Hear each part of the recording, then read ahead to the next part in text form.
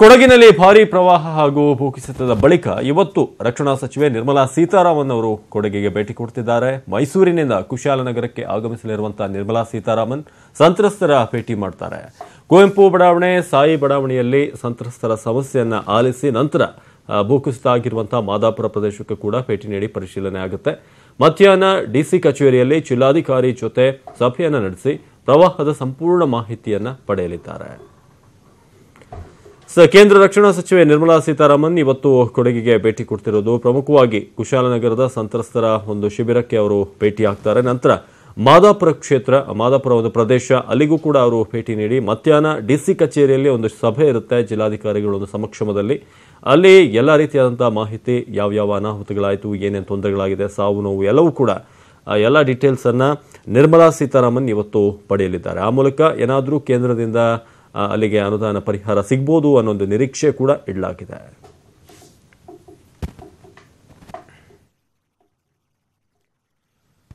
ಇನ್ನು ಭಾರೀ ಪ್ರವಾಹಕ್ಕೆ ನಲುಗಿ ಹೋಗಿರುವಂತಹ ಕೊಡಗು ಮೊದಲಿನಂತೆ ಎದ್ದು ನಿಲ್ಲೋದಕ್ಕೆ ಇನ್ನೆಷ್ಟು ದಿನ ಬೇಕು ಅನ್ನೋದು ಯಾರಿಗೂ ಕೂಡ ಗೊತ್ತಿಲ್ಲ. ಆದರೆ ಪ್ರಕೃತಿಯಿಂದ ಆ ಒಂದು ಸಿರಿಯ ನಾಡಾಗಿದ್ದಂಥ ಕೊಡಗು ಇದೀಗ ಸ್ಮಶಾನದಂತಾಗಿದೆ. ಆದರೆ ಕೊಡಗಿನ ದುರಂತಕ್ಕೆ ನಾವೇ ಕಾರಣವಂತೆ. ಮಲೆನಾಡಿನ ಸುಂದರ ಕಾಡು ಪ್ರವಾಹದಿಂದ ನಾಶವಾಗಿದ್ದು ಇದರ ಹೊಣೆಯನ್ನ ನಾವೇ ಹೊರಬೇಕು ಅಂತ ಹೇಳಲಾಗ್ತಿದೆ. ಏನಿದು ನೋಡಿ. ಈ ಫೋಟೋಗಳನ್ನೊಮ್ಮೆ ನೋಡಿ, ಗಮನವಿಟ್ಟು ನೋಡಿದ್ರೆ ಕೊಡಗಿನ ಇವತ್ತಿನ ಪರಿಸ್ಥಿತಿಗೆ ನಾವೇ ಕಾರಣ ಅನ್ನೋದನ್ನ ಸಾರಿ ಸಾರಿ ಹೇಳ್ತಿವೆ.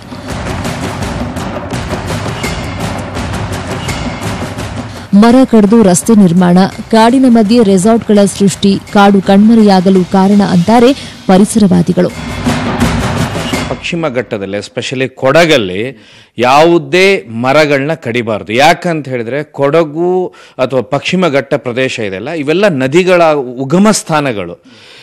ಇಲ್ಲಿರುವಂಥ ಮರಗಳು, ಹಳೇ ಮರಗಳು, ಸಾವಿರ ಕೋಟ್ಯಾಂತರ ವರ್ಷದಿರುವಂಥದ್ದು. ಅಲ್ಲಿ ಸುಮಾರು ಅನೇಕ 770 ಪ್ರಭೇದಗಳ ಮರಗಳು ಇರ್ತಿದ್ದು. ಆ ಮರಗಳೇನು ಮಾಡ್ತಾ ಇದ್ವು ಅಂತ ಹೇಳಿದ್ರೆ, ಎಷ್ಟೇ ಮಳೆ ಆದರೂ ಮೇಲೆ ಅದ್ರ ಬೇರುಗಳಿದಾವಲ್ಲ, ಆ ಮಣ್ಣನ್ನ ಎಷ್ಟೇ ಮಳೆ ಆದ್ರೂ ಮಳೆ ಆದಾಗ ಅದನ್ನ ಇಂಗಿಸಿ ಭೂಮಿಯೊಳಗೆ ಕಳಿಸ್ತಾ ಇದ್ದ. ಪಶ್ಚಿಮ ಘಟ್ಟಗಳು ಸೂಕ್ಷ್ಮ ವಲಯ. ಮಾನವ ಚಟುವಟಿಕೆಗಳು ಎಷ್ಟು ಕಡಿಮೆ ಇರುತ್ತವೋ ಅಷ್ಟು ಒಳಿತು. ಪ್ರವಾಸೋದ್ಯಮದ ಸೋಗಿನಲ್ಲಿ ಶುರುವಾದ ಮಾಫಿಯಾಗಳು ಇವತ್ತು ಕೊಡಗನ್ನ ಈ ಸ್ಥಿತಿಗೆ ತಂದಿವೆಯಂತೆ. ಇವ್ರು ರಬ್ಬರ್ ಬೆಳೆನ, ಶುಂಠಿ ಬೆಳೆನ, ಆಮೇಲೆ ಅರಿಶಿಣ ಇದನ್ನೆಲ್ಲ ಬೆಳಿಲಿಕ್ಕೆ ಏನ್ ಮಾಡಿದ್ರೆ ಎಂಡೋಸಲ್ಫಾನ್ ಅಂತ ಕ್ರಿಮಿನಾಶಕಗಳು, ಅಲ್ಲಿ ಹುಲ್ಲೇ ಬೆಳಿಬಾರದು ಅಂತ ಹೇಳಿ ವಿಪರೀತವಾಗಿ ಕ್ರಿಮಿನಾಶಕ ಯೂಸ್ ಮಾಡಿದ್ರು. ಅವಾಗ ಏನಾಯ್ತಂದ್ರೆ ಆ ಮಣ್ಣು ಕೊಳೆತೋಯ್ತು 90 ವರ್ಷದ ನಂತರ. ಯಾಕಂದ್ರೆ ಅದು ಮಳೆ ಬರೋ ಜಾಗನೇ, ಆದ್ರೆ ಇಲ್ಲಿವರೆಗೆ ಆ ಮಳೆ ಬಂದಿರಲಿಲ್ಲ. 90 ವರ್ಷದ ನಂತರ ದೊಡ್ಡ ಮಳೆ ಬಂತೆ ಅವಾಗ. ಹೀಗಾಗಿ ಏನಾಯ್ತು, ಭೂಮಿ ನೀರನ್ನ ಹಿಂಕೊಳ್ಳಿಲ್ಲ. ಯಾಕಂದ್ರೆ ಮರ ಕಡಿದಿರೋದ್ರಿಂದ, ಆಮೇಲೆ ಹುಲ್ಲನ್ನ ಪೂರ್ತಿ ಇವರು ಕ್ರಿಮಿನಾಶಕ ಯೂಸ್ ಮಾಡೋದ್ರಿಂದ ಆ ಮಣ್ಣಿನಲ್ಲಿ ಆ ಸತ್ವನೇ ಉಳಿದಿಲ್ಲ. ಇವತ್ತು ಪರಿಸರ ಉಳಿದ್ರೆ ಮಾನವನ ಸಂಕುಲ ಇರುತ್ತೆ. ಪರಿಸರಕ್ಕೆ ಕೊಡ್ಲಿ ಹಾಕಿದ್ರೆ ಮಾನವನ ಬದುಕು ಬಿದ್ದೋಗುತ್ತೆ ಅನ್ನೋದಕ್ಕೆ ಇದೇ ಸಾಕ್ಷಿ.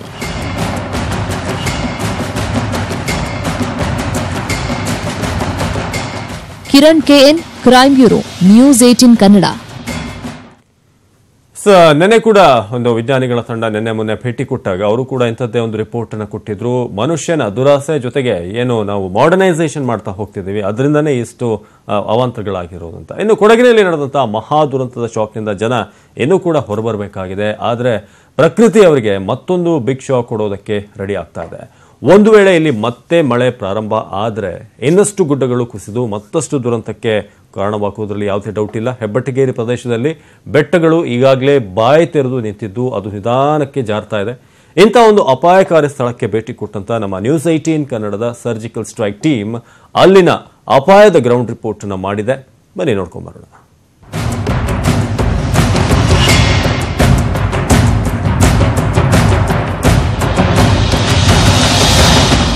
ನ್ಯೂಸ್ 18 ಕನ್ನಡದ ಸರ್ಜಿಕಲ್ ಸ್ಟ್ರೈಕ್ ತಂಡದ ಅತ್ಯಂತ ಅಪಾಯಕಾರಿ ಜಾಗಕ್ಕೆ ಬಂದಿದ್ದೀವಿ. ಹೇಗಂದ್ರೆ ಈ ಭೂಮಿ ಯಾವ ಕ್ಷಣದಲ್ಲಾದ್ರೂ ಮತ್ತೆ ಕುಸಿದು ಪೂರ್ಣವಾಗಿ ಕೆಳಗೆ ಹೋಗ್ಬೋದು. ಯಾಕಂದ್ರೆ ಇದೊಂಥರ ಬ್ರೆಡ್ ಪೀಸ್ ಮಾಡಿ ಮಿಟ್ಟಿದಂಗೆ ಇಟ್ಟಿದ್ದಾರೆ. ಇದೇ ಜಾಗದ ಇನ್ನೊಂದು ಮಗ್ಗುಲಲ್ಲಿ ನೋಡಿದ್ರೆ ಆ ಇಡೀ ಬೆಟ್ಟ ಜರ್ದು ಕೆಳಗೆ ಬಂದಿದೆ.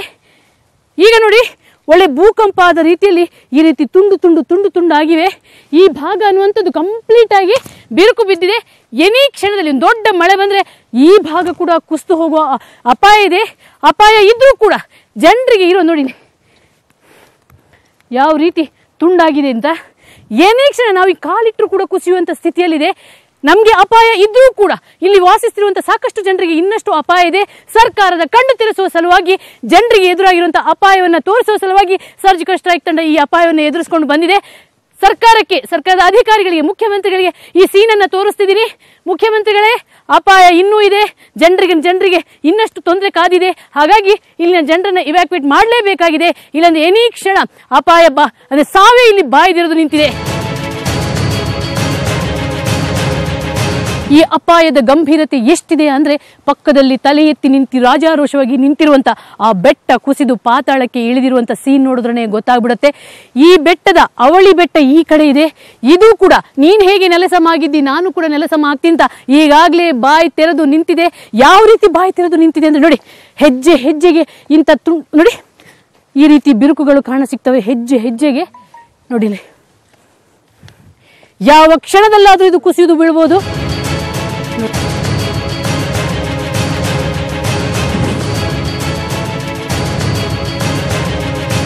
ಯಾವ ನ್ಯೂಸ್ ಚಾನೆಲ್ನವರು ಕೂಡ ಇಲ್ಲಿವರೆಗೆ ಬಂದಿಲ್ಲ. ಆದರೆ ನಾವು ಬಂದು ನೋಡಿ, ಸರ್ಕಾರಕ್ಕೆ ಇದರ ಅಪಾಯದ ಮನಗಾಣಿಸಬೇಕಾಗಿ ಅನ್ನೋ ಕಾರಣಕ್ಕೋಸ್ಕರ ಬಂದಿದ್ವಿ. ಕುಸಿತಾ ಇದೆ. ಯಾವ ಕ್ಷಣದಲ್ಲಾದ್ರೂ ಇದು ಕುಸಿದು ಕೆಳಗೆ ಬೀಳಬಹುದು. ಆಮೇಲೆ ಈ ಪ್ರಕೃತಿ ಮತ್ತೊಂದು ವೈಶಿಷ್ಟ್ಯತೆಯನ್ನು ಸೃಷ್ಟಿಸಿದೆ ನೋಡಿ. ಅಲ್ಲಿ ನೀರೇ ಇರಲಿಲ್ಲಂತೆ, ಈಗ ಒಂದು ದೊಡ್ಡ ಕೆರೆ ಅಂತಾಗಿದೆ ನೋಡಿ. ಒಂದು ಕೆರೆನೇ ಸೃಷ್ಟಿಯಾಗಿದೆ. ಅಲ್ಲಿ ಏನೂ ಇರಲಿಲ್ಲ, ಒಂದು ಸಣ್ಣ ಹಳ್ಳ ಥರ ಇದ್ದಿದ್ದು ಈಗ ದೊಡ್ಡ ಕೆರೆಯಾಗಿದೆ. ಈಗ ಈ ಪರ್ವತ ಕೂಡ ಕುಸಿದು ಕೆಳಗೆ ಹೋಗ್ಬಿಡುತ್ತೆ. ಕೆಳಗೆ ಹೋದರೆ ಇನ್ನಷ್ಟು ಅಪಾಯಗಳು ಕಾದಿದೆ. ಯಾಕಂದರೆ 21 ಕುಟುಂಬಗಳು ಅಲ್ಲಿ ಕೆಳಗೆ ವಾಸ ಮಾಡ್ತಿವೆ. ಈ ಕುಟುಂಬಗಳನ್ನು ರಕ್ಷಣೆ ಮಾಡಬೇಕಾಗಿರೋದು ಮತ್ತೆ ಅವರಿಗೆ ಸೂಕ್ತ ಪರಿಹಾರ ಕಲ್ಪಿಸಬೇಕಾದಂಥ ಜವಾಬ್ದಾರಿ ಸರ್ಕಾರದ ಮೇಲಿದೆ.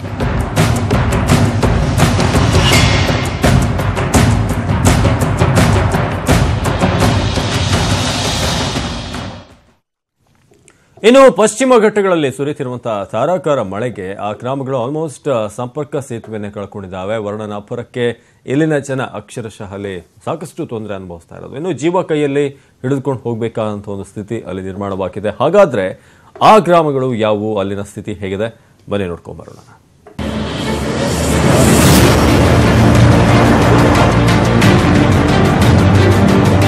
ಕಣ್ಣು ಹಾಯಿಸಿದಷ್ಟು ದಟ್ಟ ಅರಣ್ಯ, ಸೂರ್ಯನ ಕಿರಣಗಳನ್ನೇ ಕಾಣದ ಭೂಮಿ, ಕಾಲಿನಲ್ಲೂ ನಡೆಯಲು ಹರಸಾಹಸ ಪಡಬೇಕಾದ ರಸ್ತೆಗಳು, ಯಾವಾಗ ಕಳಚಿ ಬೀಳುತ್ತೋ ಎನ್ನುವ ಸ್ಥಿತಿಯಲ್ಲಿರೋ ಸೇತುವೆ.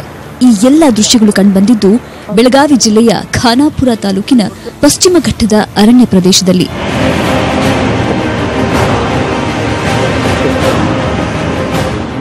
ಕೊಂಗೊಳ, ಪಾಸ್ತೋಳಿ, ಗವಾಳಿ, ಅಶೋಕನಗರದ ಗ್ರಾಮಸ್ಥರು ನಾಡಿಗೆ ಬರಲು ಹರಸಾಹಸ ಪಡುವಂತಾಗಿದೆ. ಇದಕ್ಕೆ ಕಾರಣ ಮಳೆರಾಯ. ಮಳೆಗಾಲ ಬಂದ್ರೆ ಸಾಕು, ಇಲ್ಲಿ ರಸ್ತೆ ಸಂಪರ್ಕಗಳೇ ಮಾಯವಾಗುತ್ತವೆ. ಮಳೆಗಾಲಕ್ಕೂ ಮೊದಲು ಜೀವನ ಅವಶ್ಯಕ ಸಾಮಗ್ರಿಗಳನ್ನ ಖರೀದಿಸಿ ಸಂಗ್ರಹಿಸಿ ಇಟ್ಕೊಳ್ಳುವಂತಾಗಿದೆ. ಹದ್ದ ಇಲ್ಲ, ಏನಿಲ್ಲ. ಅದು ಜನಾವರ ಬಹಳ ಅದಾವ್, ಫಾರೆಸ್ಟ್ ಬಹಳ ಅದಾವ್. ಏನ್ ನಡ್ಕೋತ ಹೋಗಾಕ ಚಲೋ ಇಲ್ಲ. ಅದು ಸರ್ಕಾರ ಬರ್ತಾರ, ನೋಡ್ತಾರ, ಹಂಗ ಪರಿಸ್ಥಿತಿ. ನಾಳೆ ಮುಂದಿನ ವರ್ಷ ಮಾಡೋನ್ ಹಂಗ ಪರಿಸ್ಥಿತಿ ಐತಿ. ಹಂಗ ಹೇಳಿ ಹೋಗ್ತಾರ ಅವ್ನು. ಪಶ್ಚಿಮ ಘಟ್ಟಗಳಲ್ಲಿ ಜುಲೈ ತಿಂಗಳಿನಿಂದ ಆಗಸ್ಟ್ 20ರವರೆಗೆ ಸುಮಾರು 900ಕ್ಕೂ ಅಧಿಕ ಮಿಲಿಮೀಟರ್ ಮಳೆಯಾಗಿದೆ. 10 ವರ್ಷಗಳಲ್ಲೇ ಇದು ದಾಖಲೆಯ ಮಳೆ. ಮಹದಾಯಿ, ಬಂಡೂರಿ ನಾಲಾಗಳು ಮೈತುಂಬಿ ಹರಿತಾ ಇದ್ದು ಈ 4 ಗ್ರಾಮಗಳ ಸಂಪರ್ಕವೇ ಕಡಿತವಾಗಿದೆ. ಅರಣ್ಯ ಇಲಾಖೆಯ ಸಿಬ್ಬಂದಿ ಸಹಾಯ ಬಿಟ್ಟರೆ ಜಿಲ್ಲಾಡಳಿತದಿಂದ ಯಾವುದೇ ಸಹಾಯ ಸಿಕ್ಕಿಲ್ಲವೆಂದು ಗ್ರಾಮಸ್ಥರು ಅಳಲು ತೋಡ್ಕೊಳ್ತಾ ಇದ್ದಾರೆ. ಹುಲನಿ ಇಲ್ಲ, ಇಲ್ಲಿ ಬ್ರಿಡ್ಜ್ ಇಲ್ಲ, ಏನಿಲ್ಲ. ನಡ್ಕೊಂಡು ಬರ್ತಾರ ಅವರು.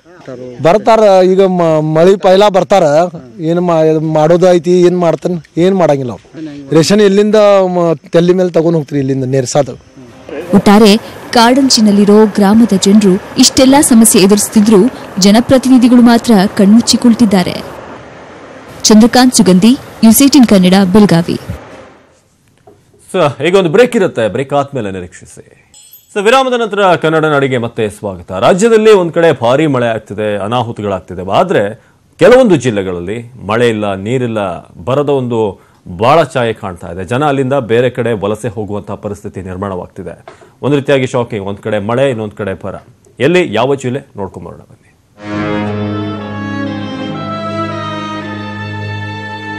ರಾಯಚೂರು 2 ನದಿಗಳ ಮಧ್ಯೆ ಇರುವ ಜಿಲ್ಲೆ. ತುಂಗಭದ್ರಾ ಹಾಗೂ ನಾರಾಯಣಪುರ ಬಲದಂಡೆ ನಾಲೆಗಳ ಅಚ್ಚುಕಟ್ಟು ಪ್ರದೇಶದಿಂದ ಸುಮಾರು 8 ಲಕ್ಷ ಎಕರೆ ನೀರಾವರಿಯಾಗಬೇಕು. ಆದರೆ ಕಾಲುವೆಗಳ ನಿರ್ವಹಣೆ ಸರಿಯಿಲ್ಲದೆ ರಾಯಚೂರು, ಮಾನ್ವಿ, ದೇವದುರ್ಗ ತಾಲೂಕಿಗೆ ನೀರು ಬರ್ತಾ ಇಲ್ಲ.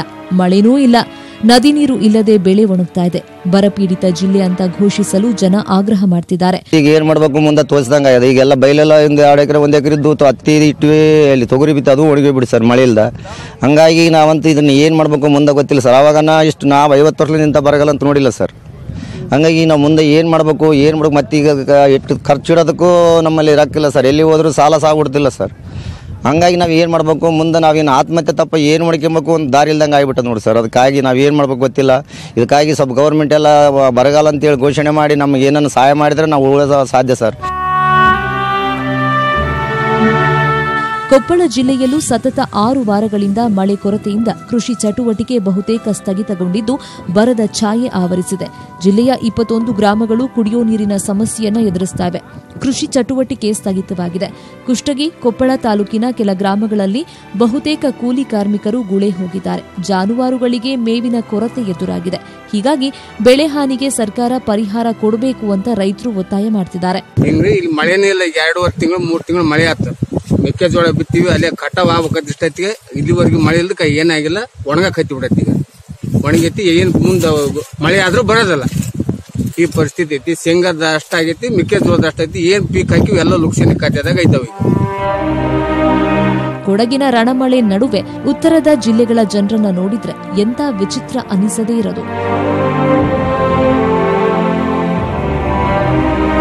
ರಾಯಚೂರಿನಿಂದ ಶರಣಪ್ಪ ಬಾಚುಲಾಪುರ ಜೊತೆ ಬಸವರಾಜ ಕರುಗಲ್, ನ್ಯೂಸ್ 18 ಕನ್ನಡ, ಕೊಪ್ಪಳ.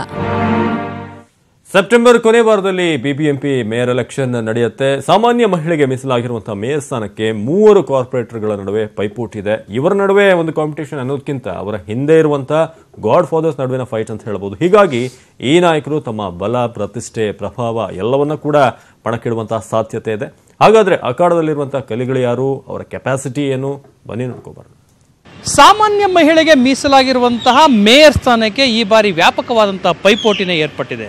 ಒಂದು ಕಡೆ ಸಚಿವ ಜಾರ್ಜ್ ರವರ ಕ್ಯಾಂಡಿಡೇಟ್ ಅನ್ಸ್ಕೊಂಡಿರುವಂತಹ ಗಣೇಶ್ ಲಾವಣ್ಯ ರೆಡ್ಡಿ, ಇನ್ನೊಂದು ಕಡೆ ರಾಮಲಿಂಗಾರೆಡ್ಡಿ ಅವರ ಕ್ಯಾಂಡಿಡೇಟ್ ಅನ್ಸ್ಕೊಂಡಿರುವಂತಹ ಗಂಗಾಂಬಿಕಾ ಮಲ್ಲಿಕಾರ್ಜುನ್, ಅದ್ರ ಜೊತೆಗೆ ಶಾಂತಿನಗರ ಶಾಸಕರಾಗಿರುವಂತಹ ಹ್ಯಾರಿಸ್ ರವರ ಕ್ಯಾಂಡಿಡೇಟ್ ಅನ್ಸ್ಕೊಂಡಿರುವಂತಹ ಸೌಮ್ಯ ಶಿವಕುಮಾರ್. ಈ 3 ನಡುವೆ ದೊಡ್ಡ ಮಟ್ಟದ ಪೈಪೋಟಿ ಏರ್ಪಟ್ಟಿದೆ. ಕಾಂಗ್ರೆಸ್ ಜೆಡಿಎಸ್ ಮೈತ್ರಿ ಆಡಳಿತದ ಮತ್ತೊಂದು ಅವಧಿಯ ಮೇಯರ್, ಉಪಮೇಯರ್ ಚುನಾವಣೆ ಬಂದೇ ಬಿಟ್ಟಿದೆ. 260 ಸದಸ್ಯರ ಬಲಾಬಲದ ಪೈಕಿ 131 ಮ್ಯಾಜಿಕ್ ನಂಬರ್. ಸದ್ಯದ ಮಟ್ಟಿಗೆ ಕಾಂಗ್ರೆಸ್ ಜೆಡಿಎಸ್ ಜೊತೆಗಿನ ಮೈತ್ರಿಯನ್ನೇ ನೆಚ್ಚಿಕೊಂಡಿದೆ. ಇದು ಪಕ್ಕಾ ಆಗಿದ್ದೇ ಆದಲ್ಲಿ ಮತ್ತೊಂದು ಅವಧಿಗೆ ಮೇಯರ್ ಆಯ್ಕೆ ಅನಾಯಾಸವಾಗಲಿದೆ. ಆದರೆ ಮೇಯರ್ ಕುರ್ಚಿಗಾಗಿ ಪೈಪೋಟಿ ಜೋರಾಗಿದೆ. ಜಯನಗರ ವಾರ್ಡ್ನ ಗಂಗಾಂಬಿಕೆ ಮಲ್ಲಿಕಾರ್ಜುನ್, ಲಿಂಗರಾಜಪುರ ವಾರ್ಡ್ನ ಲಾವಣ್ಯ ಗಣೇಶ್ ರೆಡ್ಡಿ ಹಾಗೂ ಶಾಂತಿನಗರ ವಾರ್ಡ್ನ ಸೌಮ್ಯ ಶಿವಕುಮಾರ್ ಇವರ ಹೆಸರು ಮೇಯರ್ ರೇಸ್ನಲ್ಲಿ ಪ್ರಮುಖವಾಗಿ ಕೇಳಿಬರ್ತಾ ಇದೆ. ಇವರ ಸ್ಪರ್ಧೆಗಿಂತ ಇವರ ಆಯ್ಕೆ ಹಿಂದಿರೋ ಗಾಡ್ ಫಾದರ್ಗಳ ಶಕ್ತಿಯೇ ಹೆಚ್ಚು ಗಮನ ಸೆಳೆದಿದೆ. ಯಾರಿಗೆ ಯಾರು ಗಾಡ್ ಫಾದರ್? ಯಾಕಂದ್ರೆ ಗಂಗಾಂಬಿಕೆ ಪರ ಮಾಜಿ ಸಚಿವ ರಾಮಲಿಂಗಾರೆಡ್ಡಿ ಪ್ರಬಲ ಲಾಬಿ ನಡೆಸ್ತಾ ಇದ್ದಾರೆ. ಅವರಿಗೆ ತೊಡೆ ತಟ್ಟೋಕೆ ನಿಂತಿರೋದು ಲಿಂಗರಾಜಪುರ ವಾರ್ಡ್ನ ಲಾವಣ್ಯ ಗಣೇಶ್ ರೆಡ್ಡಿ ಬೆನ್ನಿಗೆ ನಿಂತಿರೋ ಸಚಿವ ಕೆಜೆ ಜಾರ್ಜ್. ಇದರ ನಡುವೆ ಶಾಂತಿನಗರ ವಾರ್ಡ್ನ ಸೌಮ್ಯ ಶಿವಕುಮಾರ್ ಪರ ಅವರ ಗಾಡ್ ಫಾದರ್ ಎನ್ಎ ಹ್ಯಾರಿಸ್ ಬಲಾಢ್ಯರಿಗೆ ಸೆಡ್ಡು ಹೊಡೆಯೋಕೆ ಮುಂದಾಗಿದ್ದಾರೆ. ಖಂಡಿತ ನನಗೆ ಸಪೋರ್ಟಿವ್ ಆಗಿ ನಮ್ಮ ರಾಮಲಿಂಗಾರೆಡ್ಡಿ ಸಾಹೇಬರು ಖಂಡಿತ ಸಪೋರ್ಟ್ ಮಾಡ್ತಾನೆ ಇದ್ದಾರೆ. ಅದೇ ರೀತಿ ನಾನು ಲಿಂಗಾಯತ ಕಮ್ಯುನಿಟಿಗೆ ಸೇರಿರೋದ್ರಿಂದ ನನ್ನ ಲಿಂಗಾಯತ ಕಮ್ಯುನಿಟಿ ಲೀಡರ್ಸ್ ಎಲ್ಲ ಕೂಡ ನನ್ನ ಪರವಾಗೇ ಇದ್ದಾರೆ. ಶಾಮನೂರು ಶಿವಶಂಕರಪ್ಪ ಅವರಿದ್ದಾರೆ, ಅದೇ ರೀತಿ ಈಶ್ವರ್ ಖಂಡ್ರೆ ಅವರಿದ್ದಾರೆ, ಅದೇ ರೀತಿ ನಮ್ಮ ಕಮ್ಯುನಿಟಿಗೆ ಸಂಬಂಧಪಟ್ಟ ನಮ್ಮ ಸಮಾಜದ ಕೆಲವು ಮಂದಿ ಲೀಡರ್ಸ್ ಇದ್ದಾರೆ, ಕೆಲವು ಸ್ವಾಮೀಜಿಗಳು ಸಪೋರ್ಟ್ ಮಾಡ್ತಿದ್ದಾರೆ ಅಂತ ಹೇಳ್ಬಹುದು. ಸಚಿವರಾಗಿದ್ದ ವೇಳೆ ರಾಮಲಿಂಗಾರೆಡ್ಡಿ ಮೇಯರ್ ಆಯ್ಕೆಯಲ್ಲಿ ನಿರ್ಣಾಯಕ ಪಾತ್ರ ವಹಿಸಿದ್ರು. ಆದರೆ ಆ ನಂತರ ಅವರ ಕೈಯಲ್ಲಿದ್ದ ಅಧಿಕಾರ ಕಸ್ಕೊಂಡು ಕೆಜೆ ಜಾರ್ಜ್ಗೆ ನೀಡಲಾಗಿತ್ತು. ಆ ಹಿನ್ನೆಲೆಯಲ್ಲಿ ರಾಮಲಿಂಗಾರೆಡ್ಡಿಗೆ ಜಾರ್ಜ್ ಮೇಲೆ ಕೋಪ ಇದೆಯಂತೆ. ಆ ಪ್ರತೀಕಾರ ತೀರಿಸಿಕೊಳ್ಳೋ ಒಂದೇ ಒಂದು ಉದ್ದೇಶಕ್ಕೆ ತನ್ನ ಅಭ್ಯರ್ಥಿಯೇ ಮೇಯರ್ ಆಗಬೇಕು ಅಂತ ಪಟ್ಟು ಹಿಡಿದ್ರೂ ಆಶ್ಚರ್ಯ ಇಲ್ಲ. ಹಾಗಂತ ಜಾರ್ಜ್ ಸುಮ್ಮನಾಗೋ ಸ್ಥಿತಿಯಲ್ಲಿಲ್ಲ. ಈಗಾಗಲೇ ಡಿಸಿಎಂ ಪರಮೇಶ್ವರ್, ಕೆಪಿಸಿಸಿ ಅಧ್ಯಕ್ಷ ದಿನೇಶ್ ಗುಂಡೂರಾವ್ ಹತ್ರ ತೀವ್ರ ಲಾಬಿಯನ್ನೇ ನಡೆಸ್ತಾ ಇದ್ದಾರೆ. ಆಮೇಲೆ ಶಾಸಕರಿದ್ದಾರೆ ಕೆಜೆ ಜಾರ್ಜ್ ಸರ್ ಅವರು ಪ್ರಯತ್ನ ಮಾಡ್ತಾ ಇದ್ದೀವಿ. ನಾವು ಎಲ್ಲ ಕಡೆ ಓಡಾಡಿದ್ದೀವಿ. ನಾನು ಓದಿದ್ದೀನಿ. I am capable of doing all the works. ಅವರು ಎಲ್ಲ ಹೈಕಮಾಂಡ್ ಮೂಲಕ ಪ್ರಯತ್ನ ಮಾಡ್ತಾ ಇದ್ದಾರೆ.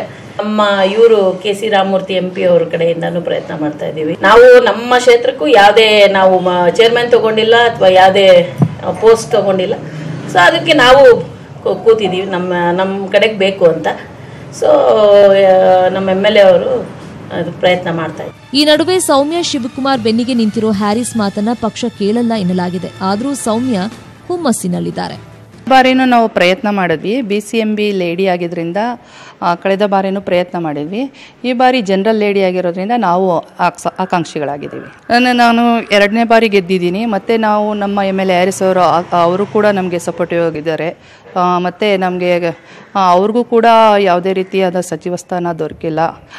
ನಮಗೂ ಕೂಡ ನಮ್ಮ MLA ತುಂಬಾ ಸಪೋರ್ಟಿವ್ ಆಗಿದ್ದಾರೆ. ಅವರು ವರ್ಚಸ್ನಲ್ಲಾಗಲಿ ನಮ್ಮ ಶಾಂತಿನಗರ ಕ್ಷೇತ್ರದ ಅಭಿವೃದ್ಧಿಯಲ್ಲಿ ಯಾವುದೇ ಕಾಂಪ್ರಮೈಸ್ ಮಾಡ್ಕೊಳ್ಳಲ್ಲ. ಅವರು ಯಾವುದೇ ದೃಷ್ಟಿಯಿಂದನೂ ಕಾಂಪ್ರಮೈಸ್ ಇಲ್ಲ, ಸಮಗ್ರವಾಗಿ ಅಭಿವೃದ್ಧಿ ಪಡಿಸಿದ್ದಾರೆ. ಜೊತೆಗೆ ನಮಗೆ ಕೊಡಬೇಕು ಅನ್ನೋದು ನಮ್ಮ ಅಭಿಲಾಷೆ ಕೂಡ ಆಗಿದೆ ಸರ್. ಮೇಯರ್ ಹಿಂದಿದೆ ಜಾತಿ ಲೆಕ್ಕಾಚಾರ ನೋಡೋದಾದ್ರೆ ಲಿಂಗಾಯತ ಸಮುದಾಯಕ್ಕೆ ಸೇರಿರೋ ಗಂಗಾಂಬಿಕೆ ಪರ ಶಾಮನೂರು ಶಿವಶಂಕರಪ್ಪ, ಈಶ್ವರ್ ಖಂಡ್ರೆ ಅಷ್ಟೇ ಅಲ್ಲದೆ ಮಠಾಧೀಶರ ಲಾಬಿ ಜೋರಿದೆ. ರೆಡ್ಡಿ ಸಮುದಾಯದ ಲಾವಣ್ಯ ಪರ ಜಾರ್ಜ್, ಸಂಸದ CK Ramamurthy, BK Hariprasad batting ಮಾಡ್ತಿದ್ದಾರೆ. ಹ್ಯಾರಿಸ್ ಸೇರಿದಂತೆ ಕಾಂಗ್ರೆಸ್ನಲ್ಲಿರೋ ಒಕ್ಕಲಿಗರು ಸೌಮ್ಯ ಪರ ನಿಂತಿದ್ದಾರೆ. ಅಂದಹಾಗೆ ಈ ಫಾರ್ಮುಲಾ ವರ್ಕೌಟ್ ಆಗೋದು ಕಾಂಗ್ರೆಸ್ ಅಂದುಕೊಂಡಂತಾದ್ರೆ ಮಾತ್ರ. ಯಾಕಂದ್ರೆ ಕಡಿಮೆ ಶಾಸಕರನ್ನ ಇಟ್ಕೊಂಡೇ ಸಿಎಂ ಸ್ಥಾನ ಗಿಟ್ಟಿಸಿಕೊಂಡ ಫಾರ್ಮುಲಾವನ್ನೇ BBMPಯಲ್ಲೂ ಅಪ್ಲೈ ಮಾಡೋದಕ್ಕೆ ಜೆಡಿಎಸ್ ಚಿಂತಿಸಿದೆ. ಆ ಪ್ರಯೋಗಕ್ಕೆ ಹಾಲಿ ಜೆಡಿಎಸ್ ನಾಯಕಿ ನೇತ್ರಾ ನಾರಾಯಣ್ ಅವರನ್ನ ಅಸ್ತ್ರವನ್ನಾಗಿಸಿಕೊಳ್ಳೋಕೆ ಮುಂದಾಗಿದೆ. ಇನ್ನು ಕಾಂಗ್ರೆಸ್ ಹಾಗೂ ಜೆಡಿಎಸ್ ಒಗ್ಗಟ್ಟನ್ನ ಒಡೆದೇನಾದ್ರೂ ಮಾಡಕ್ಕಾಗುತ್ತಾ ಅಂತ ಆಲೋಚನೆ ಮಾಡ್ತಾ ಇರೋ ಬಿಜೆಪಿ ತನ್ನಿಂದಲೂ JP ವಾರ್ಡ್ನ ಮಮತಾ ವಾಸುದೇವ್, ಅರಕೆರೆ ವಾರ್ಡ್ನ ಭಾಗ್ಯಲಕ್ಷ್ಮಿ ಮುರಳಿ, ಶ್ರೀನಗರ ವಾರ್ಡ್ನ ಸವಿತಾ ಮಾಯಣ್ಣಗೌಡ ಅವರ ಹೆಸರುಗಳನ್ನು ತೇಲಿ ಬಿಡೋದಕ್ಕೆ ನಿರ್ಧರಿಸಿದೆ. ಹೇಗಿದೆ ಪಕ್ಷಗಳ ಬಲಾಬಲ? ಇನ್ನು 198 ಕಾರ್ಪೊರೇಟರ್ಸ್ಗಳ BBMPಯ ಬಲಾಬಲ ನೋಡಿದ್ರೆ ಅತಿ ಹೆಚ್ಚಿನ 100 ಸದಸ್ಯರನ್ನ ಬಿಜೆಪಿ ಹೊಂದಿದೆ. ಕಾಂಗ್ರೆಸ್ 74 ಹಾಗೂ ಜೆಡಿಎಸ್ 15 ಸದಸ್ಯರನ್ನ ಹೊಂದಿದೆ. 9 ಪಕ್ಷೇತರರು ಮೇಯರ್ ಆಯ್ಕೆಯನ್ನ ನಿರ್ಧರಿಸ್ತಾ ಬಂದಿದ್ದಾರೆ. 198 ಕಾರ್ಪೊರೇಟರ್ಸ್, 28 ಶಾಸಕರು, 5 ಲೋಕಸಭಾ ಸದಸ್ಯರು ಸೇರಿದಂತೆ ಒಟ್ಟು 260 ಸದಸ್ಯರು ಹಕ್ಕನ್ನ ಚಲಾಯಿಸಲಿದ್ದಾರೆ. ಒಟ್ನಲ್ಲಿ ಸೆಪ್ಟೆಂಬರ್ ಕೊನೆ ವಾರದಲ್ಲಿ ನಡೆಯಲಿರೋ ಮೇಯರ್ ಚುನಾವಣೆ ಅನೇಕ ಕಾರಣಗಳಿಂದ ತೀವ್ರ ಕುತೂಹಲ ಮೂಡಿಸಿದೆ.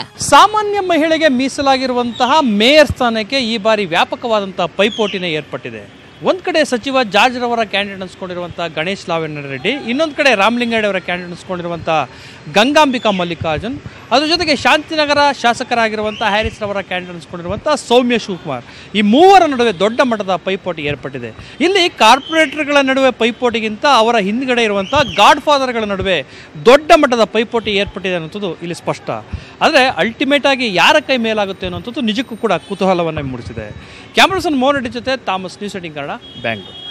ಈಗ ಒಂದು ಬ್ರೇಕ್ ಆದ್ಮೇಲೆ ಮನಿ ಡಾಕ್ಟರ್ ಪ್ರಸಾರವಾಗುತ್ತೆ. ನೋಡ್ತಾ ಇರಿ ನ್ಯೂಸ್ 18 ಕನ್ನಡ. ಜಾಲ ನಮ್ಮದು, ಬರ ನಿಮ್ಮದು.